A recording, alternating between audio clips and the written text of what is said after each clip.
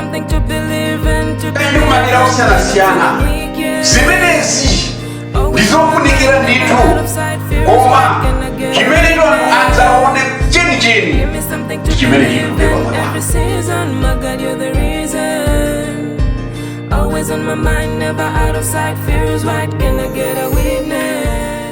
ndikulandirani nonse mu dzina la Mbuye wathu Yesu Kristu. Lero tigawana uthenga umene mutu wake ndikutchula kuti ndinu kalata ya mtundu wanji. Ndinu kalata ya mtundu wanji. Tiwerenga mawu amene akuchokera m'buku la Akorinto wachiwiri 2 Akorinto chapter 3, ndipo tiwerenga ndime yoyamba mpaka na yachitatu. 2 Akorinto chapter 3 verse 1 kulekeza 3. Kodi tayambanso kudzichitira umboni tokha? Kapena kodi ifenso tikufuna makalata otivomereza kwa inu, kapena ochokera kwa inu monga anthu ena? Inu ndinu kalata yathu, yolembedwa pa mitima yathu, yodziwika ndi yowerengedwa ndi aliyense.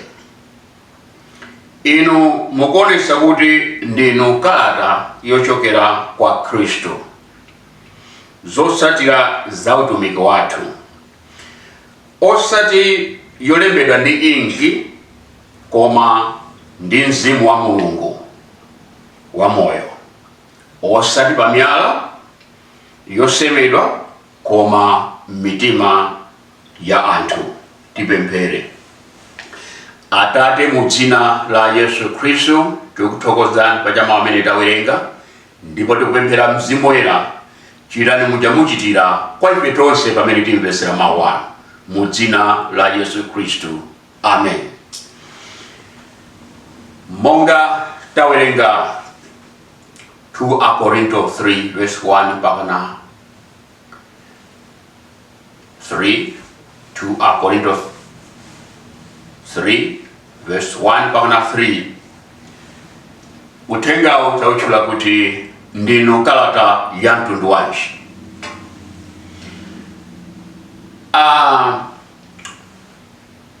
Nthawi imene Paulo ankalalikira inalinso nthawi imene atumiki a Mulungu akafuna kupita kumalo kuti akatumikire, amene akukhala ndi kalata mwina itokera kumpingo kwawo, yoti kumene akukatumikirako akaonese ngati umboni woti atumidwadi ndi mpingo wawo, komanso ngati chinthu chimene chithandize kuti anthuwo awavomereze. Uku kunali kufuna kuthetsa atumiki ena amene mwina nali onyenga, amene amatha ngopita kumalo mwina nkunena kuti mpingo wakuti watituma pamene sanatumidwe, mwina nkukanena kuti kaina atumika kuti atituma kuti tidzatumikire kuno pamene sanatumidwe. Ndiye anthuwa akapita kumalo kuti akapereke uthenga wa Mulungu, amanyamula makalata achivomerezo kuti akalandiridwe. Koma Paulo samanyamula kalata imeneyo nthawi imene amapita akatumikira kwa Korinto, ndipo anthu anayamba kumunena, atumiki ena ndi anthu ena, kuti chifukwa chani iye amabwera kuno nkumadzatumikira koma sakubweretsa makalata achivomerezo. Ndio uthenga umene tawerengawu Paulo akuyankha kuti kodi ifenso tikusoweka kuti titenge kalata?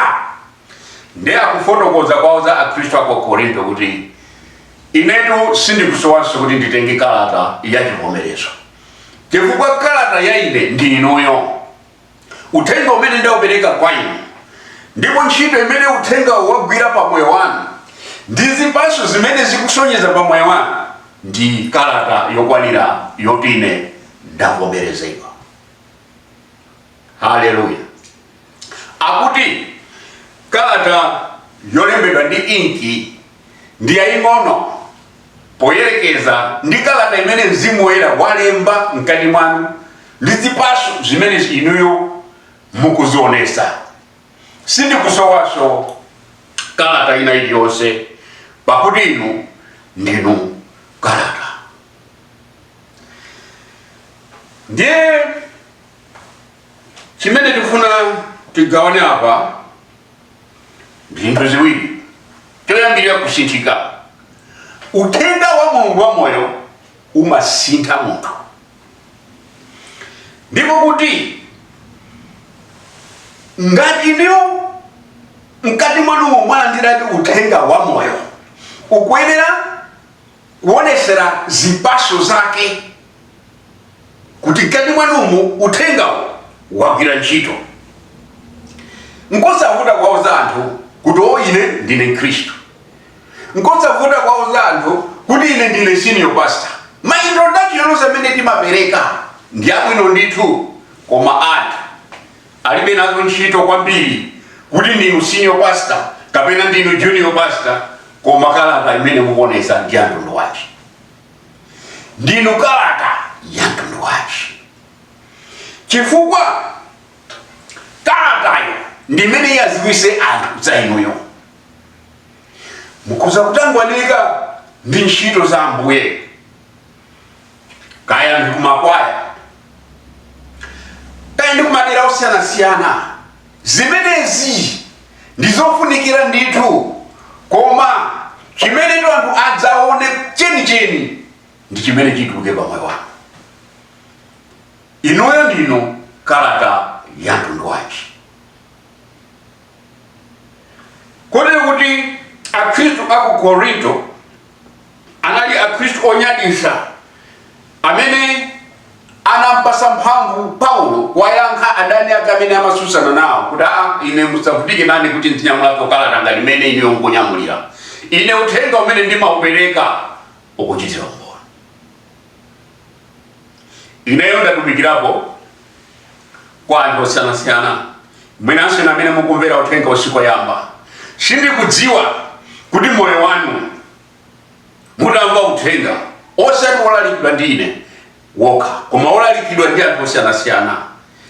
Ndinu kalata ya mtundu wanji. Anthu akuwerenga za mtundu wanji pa moyo wanu. Ndiye nkhani imene tifuna kukambe pano ndi akuti imene kalatayi akuti ndiyowerengedwa ndi anthu ambiri, ndiyodziwika komanso yowerengedwa ndi anthu ambiri.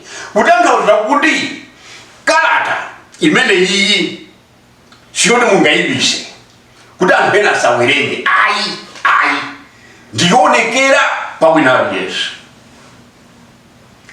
Kutanthauza kuti anthu akamationa tikukangalika kuchita ntchito za Ambuye, amaonanso kodi tikuonesa zipaso za mtundu wanji. Chifukwa zimene zija zimene zimapereka uthenga, zimene zija zimene zikuwerengedwa, zimene zija zimene anthu akutenga pa ifeyo. Ndiye timafuna tinene ichi, anthu akamawerenga kalata, popeza masiku amene makalata achepa ndi ma technology anthu akuwerenga ma message. Akamawerenga message munthu olo iwe message osana iwerenge kungomona nkope yokoma za message iyi ya chimwemwe. Ngatamembekeza china chake cha bwino iyo mangauta zaenda. Palinga limene kumwetuliramu akamawerenga. Pali mawerenge edwena akamawerenga iweyo weka mzoto akava ndokondedwa hapo. Akuwerenga message ya kondedwa hapo. Chikuja nkope yokayo mene kuonekera. Koma palinso kuwerenga message kuona nkhope mene yakwira kuti iweyo amene wamuyandikirawe kuchita somantha mwina kuthawa kuti uyu adangoyiwala nkulikulumutsa zanja nkufikira paine. Choti kalata akuwerengayo ndiopsesa mtima. Kalata akuwerengayo ndiyamgwiro. Abambo amayi, ndinu kalata yopereka mtendere, yopereka chimwemwe, yopereka chiyembekezo, kapena yobweza anthu mbuyo. dziko likufuna liwerenge zinthu zabwino pa moyo wanu. Mutalandira zinthu kuchoka kwa Khristu, mutalandira uthenga wabwino, dziko likufuna liwerenge zinthu zabwinonso pa moyo wanu. Inuyo mukhoza kulalikira, mukhoza kuwauza anthu za Ambuye, koma chinthu chachikulu chimene chingakope anthu ena kubwera kwa Ambuye ndi zipatso zimene mungaonese pa moyo wanu. Ndi mtundu wa kalata umene mwanyamula, umene ungamange kapena kuononga. Kodi ndinu kalata ya mtundu wanji? Paulo amachita kuima pajulu, kusangalala komanso kunyadira chifukwa cha Khristu ku Korinto, kuti inu ndinu kalata ya. Ndikufuna ine ndikupemphera kuti muzifufuze nokha pa uthenga umene mwalandira, pa zabwino zimene Ambuye akupasani. Kodi inu ndinu kalata ya mtundu wanji?